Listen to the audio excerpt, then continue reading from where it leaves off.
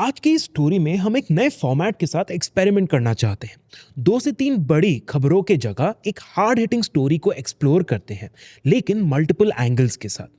इस फॉर्मेट में हम अपने यूजुअल स्टोरी से 2 लेवल डीपर जा सकते हैं और टॉपिक को और भी बेहतर समझने की कोशिश कर सकते हैं।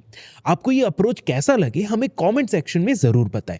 Welcome to the daily brief, जहां हम मार्केट्स की सबसे बड़ी स्टोरीज और ट्रेंड्स को सिंप्लीफाई करते हैं। मैं हूं रोहित अग्रवाला। आज है फ्राइडे 10 जनवरी। आप हमें स्पॉटिफाई, एप्पल पॉडकास्ट या किसी भी प्लेटफॉर्म पर सुन सकते हैं।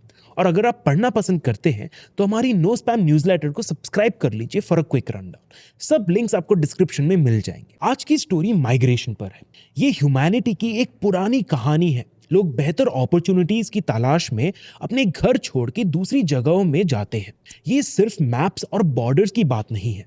माइग्रेशन एक कॉम्प्लेक्स और डायनामिक फिनोमिनन है जो डेमोग्राफी, इकोनॉमी, सोशियोलॉजी, कल्चर और कई और बातों को इम्पैक्ट करता है। तो सवाल ये है कि कोई भला अपना सब कुछ छोड़कर किसी नए जगह पे जिंदगी शुरू करने का डिसीजन क्यों लेता है। हम डोमेस्टिक और इंटरनेशनल माइग्रेशन के कॉन्सेप्ट्स को इंडिया के कॉन्सेप्ट में समझेंगे और देखेंगे कि ये इंडिया और उसकी इकोनॉमी के लिए क्या मतलब रखता है। देखो, लोग माइग्रेट किसी भी वजह से कर सकते हैं, एम्प्लॉयमेंट, बिजनेस, एजुकेशन या फिर शादी भी। पर इकोनॉमिक लेंस से देखा जाए तो ये लेबर मार्केट का एक किस्सा है जो 2 फैक्टर्स में निर्भर करता है, पुश फैक्टर्स और पुल फैक्टर्स।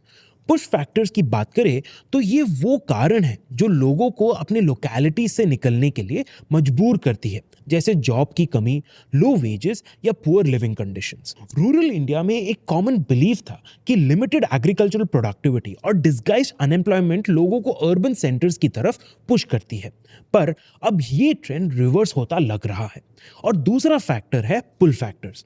ये वो वजह है जो लोगों को नए एरियाज की तरफ अट्रैक्ट करती है, जैसे बेहतर जॉब्स, हायर वेजेस और एक अच्छी जिंदगी का वादा। इंडिया में मुंबई, दिल्ली, बेंगलुरु वैसे ही मैग्नेट्स हैं, जैसे इंटरनेशनल माइग्रेंट्स के लिए गल्फ कंट्रीज या अमेरिका। अब हम अपना फोकस इंडिया के डोमेस्टिक माइग्रेशन ट्रेंड्स पे लाते हैं। Economic advisory council to the prime minister या EACPM के हिसाब से रूरल टू अर्बन माइग्रेशन पिछले 10 सालों में 11.8% गिर गया है।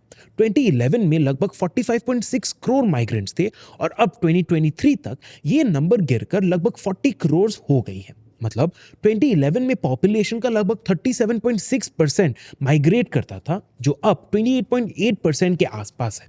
और इस पीरियड में वर्कफोर्स 20% बढ़ा है। स्टेट वाइज माइग्रेशन ट्रेंड की बात करें तो उत्तर प्रदेश, महाराष्ट्र, आंध्र प्रदेश, बिहार और वेस्ट बंगाल से सबसे ज्यादा लोग माइग्रेट करते हैं। इन स्टेट से 48% के आसपास लोग दूसरे स्टेट्स चले जाते हैं। वहीं महाराष्ट्र, उत्तर प्रदेश, आंध्र प्रदेश, वेस्ट बंगाल और तमिलनाडु में सबसे ज्यादा लोग आते भी हैं। ये नंबर अभी लगभग 48% है। PMEAC का कहना है कि ये ट्रेंड गवर्नमेंट सर्विसेज की इंप्रूवमेंट की वजह से है। एजुकेशन, हेल्थ, इंफ्रास्ट्रक्चर और कनेक्टिविटी बेटर होने के कारण लोग रूरल एरियाज में ही रहना प्रेफर करते हैं। पर कुछ एक्सपर्ट्स कहते हैं कि अर्बनाइजेशन और इकोनॉमिक ग्रोथ के धीमे होने की वजह से ऐसा हो रहा है। इस स्लोडाउन के कुछ एग्जाम्पल्स भी हैं। पहला, रूरल एरियाज में बैंक डिपॉजिट्स कम हो रहे हैं। ये रेमिटेंसेस या बाहर से भेजे गए पैसों का एक सिग्नल होता है। अनरिजर्व टिकट्स की बुकिंग्स भी कम हो रही है। ये रूरल एरिया से होने वाले माइग्रेशन का एक सिग्नल है। गवर्नमेंट के रूरल इलेक्ट्रिफिकेशन और हाउसिंग जैसे इंफ्रास्ट्रक्चर इनिशिएटिव्स ने रूरल एरियाज की कंडीशंस भी कुछ बहुत खास इंप्रूव नहीं की है। 2001 में जब इंडिया में 86% इलेक्ट्रिफिकेशन था, तब भी बहुत माइग्रेशन होता था। और तो और PM आवास योजना ग्रामीण में बनने वाले नए घर भी अब कम हो रहे हैं। तो रूरल एरियाज में डिस्गाइज्ड अनएम्प्लॉयमेंट बढ़ रहा है और रूरल वेजेस फ्लैट है, जो इकोनॉमिक मोबिलिटी को रोक रहा है। अब डोमेस्टिक माइग्रेशन से बाहर निकलते हैं और इंटरनेशनल माइग्रेशन की बात करते हैं। इंडिया दुनिया का सबसे बड़ा माइग्रेंट लेबर सोर्स है और टॉप रेमिटेंस रिसीवर भी।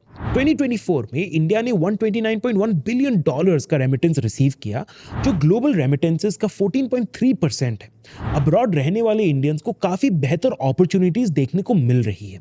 एक लो स्किल वर्कर UAE जाके अपनी इनकम को 3x कर सकता है और US में तो 5x तक। इंडियन माइग्रेंट्स को अपने डेस्टिनेशन कंट्रीज का लेवल अचीव करने के लिए इंडिया में 20 सालों की इकोनॉमिक ग्रोथ का इंतजार करना पड़ेगा। तो इससे इंडिया पे क्या असर पड़ता है, हमें माइग्रेशन से क्या फायदा? रेमिटेंसेस इंडिया के जीडीपी का सिर्फ 3.3% है, जो कुछ छोटे देशों से काफी कम है। तजाकिस्तान, लेबनान और कुछ सेंट्रल अमेरिकन देशों में रेमिटेंसेस उनकी इकोनॉमी का एक काफी बड़ा हिस्सा है। इंडिया की इकोनॉमी काफी बड़ी और डाइवर्स है, इसीलिए ये परसेंट इतना छोटा है। फिर भी रेमिटेंसेस से इंडिया के लाखों परिवारों को काफी सारे पैसे पहुंच पाते हैं। स्किल रिटर्न भी एक काफी बड़ा फायदा है। 40% माइग्रेंट्स इंडिया वापस आते हैं और साथ में सेविंग्स और नई स्किल्स लाते हैं। सिलिकॉन वैली से वापस आने वाले इंडियंस ने आईटी इंडस्ट्री को नर्चर करने में मदद की है। 2006 में देखा गया था कि बेंगलुरु में 90% आईटी कंपनीज के फाउंडर्स ऐसे लोग थे जो यूएस में रह चुके थे और वहां काम भी कर चुके थे। और तो और यूएस में अपॉर्चुनिटीज देखने के बाद इंडिया में भी लोगों का ध्यान कंप्यूटर साइंस जैसे सब्जेक्ट्स पे गया, जिससे इंडिया का आईटी सेक्टर और बेहतर हुआ। तो ये था इंडिया के माइग्रेशन का सिचुएशन। डोमेस्टिक और इंटरनेशनल माइग्रेशन के पुश और पुल फैक्टर्स काफी अलग है। पुश फैक्टर्स की बात करें तो डोमेस्टिकली माइग्रेशन कम हो रहे हैं क्योंकि अर्बन इंडिया में जॉब्स भी कम हो रहे हैं। इंटरनेशनली बाहर के देशों के बेटर वेजेस इंडिया से निकलने का एक बड़ा कारण दे रहा है। वहीं पुल फैक्टर्स में इंडिया के अर्बन सेक्टर्स में सैचुरेशन दिख रहा है, पर यूएई और यूएस जैसे देश अभी भी काफी अच्छे ऑप्शंस हैं। पर माइग्रेशन में कुछ चैलेंजेस भी है। माइग्रेंट्स को wage theft, poor working conditions और जीनोफोबिया झेलना पड़ता है। माइग्रेशन होस्ट कंट्रीज के सोशल कनेक्शन को डिस्टर्ब कर सकता है। ब्रेन ड्रेन भी एक बड़ा प्रॉब्लम है। रूरल एरिया से स्किल्ड वर्कर्स माइग्रेट करते हैं, जो इंडिया के लिए long term development challenges create करते हैं। ग्लोबली माइग्रेशन पॉलिसीज टाइटन हो रही है, लेकिन माइग्रेशन इनोवेशन को बढ़ावा देने, लेबर गैप्स फिल करने और ग्लोबल इंटरकनेक्टेडनेस बढ़ाने के लिए जरूरी है। इंडिया को एक बैलेंस स्ट्राइक करना होगा। डोमेस्टिकली अर्बन सेंटर्स को वापस चालू करना होगा और इंटरनेशनली अपने सिटीजन्स को प्रोटेक्ट भी करना होगा।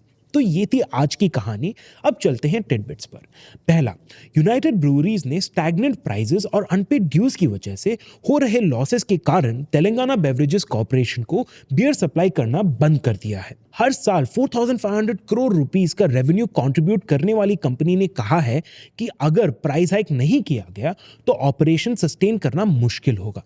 एक रिव्यू पैनल अब उनकी डिमांड असेस कर रहा है। इस न्यूज के बाद स्टॉक लगभग 4% गिर गया।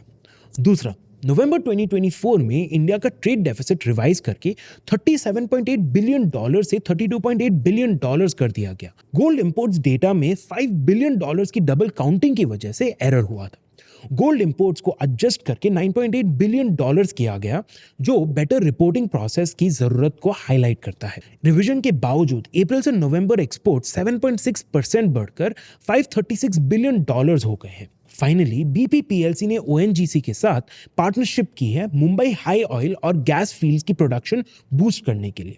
इसका गोल है अगले 10 सालों में क्रूड ऑयल आउटपुट को 44% और नेचुरल गैस को 89% तक बढ़ाना, जो डिक्लाइनिंग प्रोडक्शन को रिवर्स करेगा। ये डील इंडिया के लिए क्रूशियल है, जो हेवीली एनर्जी इंपोर्ट्स पे डिपेंड करता है और कंट्री की एनर्जी सिक्योरिटी बढ़ाने में हेल्प करेगा। तो ये थी आज की कहानी। मैं हूं रोहित अग्रवाला और ये था the daily brief. Like, share और सब्सक्राइब करना ना भूलें। मिलता हूं मैं आपसे अगले एपिसोड में।